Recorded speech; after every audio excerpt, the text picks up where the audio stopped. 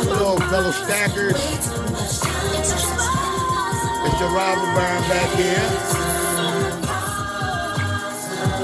I'm sorry about the minutes, but I'm just in that mood today.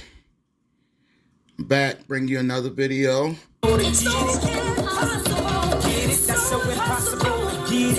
And man, am I excited. Am I excited. Well, the title of this video is going to be The Pharaohs and Kings of Old. Since way back when, silver and gold have been and always will be money. It holds an intrinsic value unto itself. Whether milk spotted or with abrasions, it has value unto itself that will not change. It won't change. Before we had derivative markets or the Federal Reserve, we had, as a people, acquired precious metals. We bought, sold, and traded and stacked to build our wealth, just like the pharaohs and kings of old. We need to become our own pharaohs and kings of our sovereign realm within our home. Get off of the fiat. Keep enough to cover your bills. Don't just let the fiat sit in the bank and make bankers wealthy. Put in assets that will work for you. Whether you can afford 1 ounce of silver or 100 ounces, whether it be a half gram of gold or an ounce, over time it will add up. Times are hard for most, so we need to change our mindset about our money. Build a foundation to build our future upon. Whether stocks, bonds, or real estate, or precious metals, money needs to be put to work to grow. Find out what the rule of 72 is and apply the formula to your life and compound your assets so that your money may grow and your wealth may increase. Invest in yourself by actively seeking and growing your own knowledge of wealth and finance. Now, as I stated before, I love silver. I love the shiny stuff. This is a 2 ounce Jacoby stacker.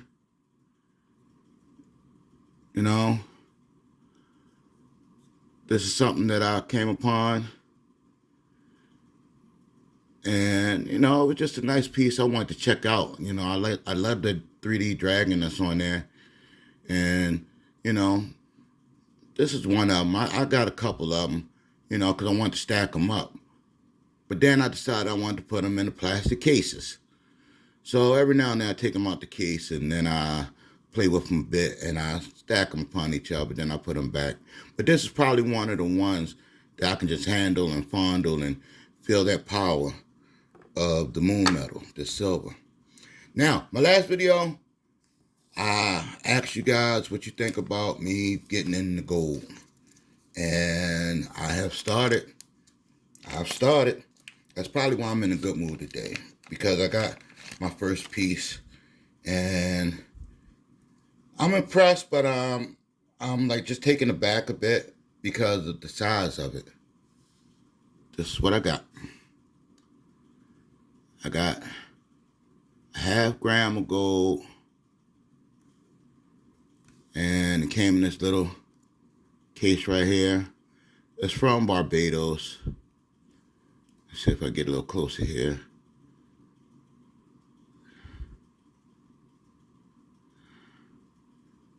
Get it to focus in some. There you go. Yeah, I got me a piece. Little piece, but it's a piece. It's half gram. I just wanted to get my feet wet a little bit. Now this piece here, I got this from ATMAX. This is a half gram proof gold Yellowstone National Park piece. And it's like I said, you look at my thumbnail and see how big it is or how small it is, depending on your point of view. But I love it. 4 nines gold. It ran me about maybe $67, $68 when I purchased it. I'm gonna get this to the wifey. I'm gonna give my first piece of gold to the wifey because I love her and she does so much for me, and I do a lot for her. But I'm gonna get this to her for no reason, just to get her, you know, piece of gold, and trying to get her into, you know, precious metal stacking and things of that nature. So why not buy her, you know, a little bit here, a little bit there. You know, I'm gonna get her a bigger piece later, but for now, that's my first piece that I got. You know, I want to hear your thoughts, and I want to hear what you got to think about that. So give me a comment, like, subscribe on my video, and, you know, let's chop it up. Now, when I say that you have to do your research, and when I say that you need to study, this is what I'm talking about. This right here is what I'm talking about. This big behemoth of a book. The Encyclopedia of the Egyptian Pharaohs, Volume 1. This book is over 500 pages. You know, it's a reference book. Go on Barnes and Nobles. You can find reference books like this. Study your history. Study about who has the wealth. How did wealth really come about? What's the histories of the coins that we get? You know, find out what people that has wealth, what are they doing with their wealth? What are they putting their money into, you know? And how are they spending their wealth and making it work for them instead of you working so hard for it? We got to get off that hamster wheel.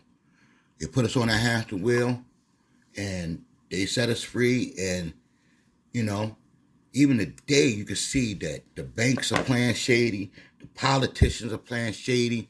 Everybody's playing shady, right? And nobody's really giving a flying fig about what happens to us, the little man out here. You know, they promise us, you know, work hard for 60 years, 40, 60 years, and we'll take care of you with your pensions and your 401k and things of that nature. I'm like, man, please. You can believe it if you want to, but you'll be a fool. You know? You work hard and you buy into the system and they steady robbing us left and right. You know? They robbing us left and right. Their kids is okay. Democrat kids okay. Republican kids okay. They got theirs. And it doesn't behoove them to actually fight fair for us, because anything they do for us is going to really take away from them. Now think about that hustle. Democrats supposed to be for the poor people, Republicans supposed to be for the rich, and they all work together to make sure that their pockets stay good while we suffer out here. We suffer. Minimum wage stayed really, really low for about 20 years. They didn't give us minimum wage raises for about 20 years. And then when they do, they want to fuss and fight over it, you know? Okay. So what you going to do? You're going to go out here and hustle? Hell, you put your money in the banks closing left and right, and then they want to tell you, okay, you can't take your money out the bank unless you give them advance notice.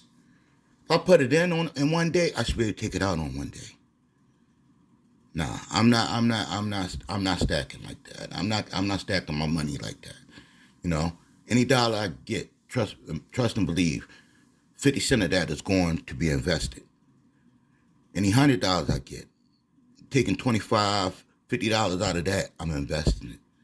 You know, and not just in this neither. I'm gonna put it in stocks that pay dividends. You know, bonds that pay a decent interest. You know, it's a war. It's a war on your finances, and I'm preparing myself to go to war. I'm gonna educate myself. I'm gonna make smart moves. You know, like even this stuff. This stuff, I don't even keep it in my house. I put it up, and I got places to stash it at and everything like that. So if they do come for it, they're not gonna get it from me. You know, doubt that very serious. But you out there, you tell me, am I thinking right? Am I processing this accurately? You know, they got theirs, and they're going to keep getting theirs. When I say them, I mean the wealthy people. Because it's not a black or white thing necessarily. They want you to believe it is, but it's not. It's those who have and those that don't have. situation. They don't want us to take and become wealthy because they need a working class to build things and make things for them. And the day that they don't need us anymore working on that plantation that they have, that's when things really gonna get worse. That's why they making everything autonomous now. They're making all these robots and androids and AI and things of that nature to get rid of the working class. And when you can't make your money just off basically working a regular 9-to-5 job, what happens to you? Better smarten up. You think you got time, but you don't. You better smarten up. You better play this game to win. This the biggest game of Monopoly that you could ever sit down and play. And when you roll those dice, you better come up on some good numbers. All right? This is your robber baron here. And like I said, I'll see you on the flip side. Peace out.